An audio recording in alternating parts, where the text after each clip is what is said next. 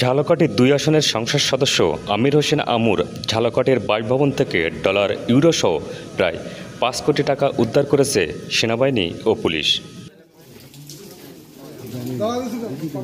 Police জানায়, সোমবার ঝালকাঠি শহরের রোনালচে রোডের আমির হোসেন আমুর বাসভবনে আগুন দেওয়া হয়। রাত 12:30টার দিকে আগুন নেভাতে গিয়ে ফায়ার সার্ভিসের সদস্যরা লাগেজ ভর্তি এই টাকা দেখতে পান। পরে বিষয়টি সেনাবাহিনী ও পুলিশকে জানালে তারা এসে লাগেজ ভর্তি এই টাকা উদ্ধার করে। ফায়ার সার্ভিস কর্মীরা বিষয়টি জেলা প্রশাসক ও পুলিশ সুপারকে অবহিত করে।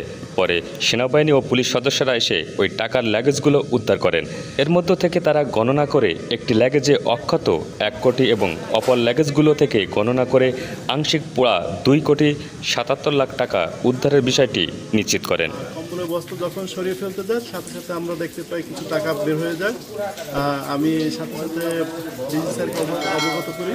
ডিসি স্যার পরবর্তীতে সেনাবাহিনী এবং পুলিশকে এখানে পাঠায়।